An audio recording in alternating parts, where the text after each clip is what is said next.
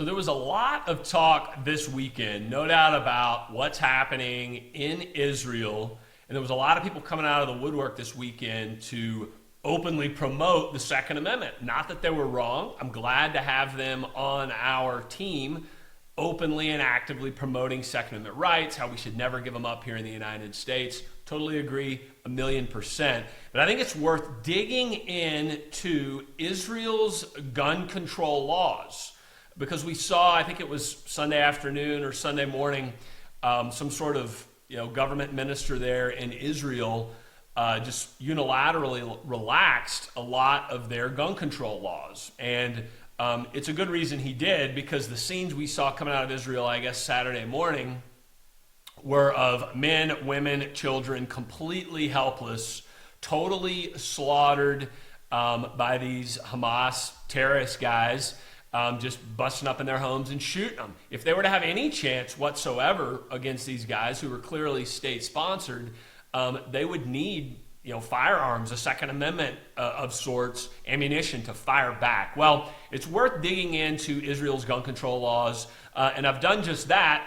Really, I haven't, but there's a guy in Bearing Arms. If you go to the website, bearingarms.com, the fella's name is Ranjit Singh. He wrote an article entitled, "Israel's Gun Control Policies Worsened the Death Toll." And it's hard to argue with that because, again, completely defenseless men and women in their homes. Some of us have seen the scenes on social media, just slaughtered with no chance of being able to fight back. But it's worth looking at Israel's gun control laws. Number one, Israel's gun control laws are a lot more like California and New York, possibly even worse, pre-Bruin. And that's a line that the author of this article, Mr. Singh, wrote, and he's absolutely correct. Here they are.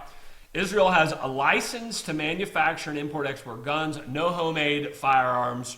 You have to have a license to possess and carry firearms with good cause requirement, a license to buy and sell guns, a license to operate a gun range, surrender of firearms to the police upon the expiration of a permit to possess, mandatory reporting of lost or stolen guns, mandatory reporting of lost and stolen licenses, mental and physical health requirements, including a mental illness determination by the Ministry of Health, criminal background checks, what we call national gun registration, training, government training requirements, minimum age requirements, license renewal requirements, and an annual quota of 50 rounds of ammunition. So some of our left-wing blue states have some pretty dang bad gun control laws, but this is about as bad as it gets over in Israel. So at least it's some positive news that they're going to loosen these laws, at least during a time of war. But it's certainly a good reminder, and a lot of politicians and social media influencers were making this point over the weekend. Never, ever, ever should we give up our right to keep and bear arms in this country. Never should we back down to these communist leftists who want to take our guns away. Because if we ever face a situation like they're facing in Israel, or any kind of situation like that, maybe not to that scale, but we're seeing our southern border, we see the videos every single day, we would be fools to think that countries, terrorist groups who hate us, are not sending their people across the border. Of course they are. Always be vigilant, always be prepared to fight for your Second Amendment rights against these politicians who want to take them away. So Israel's gun control laws, terrible.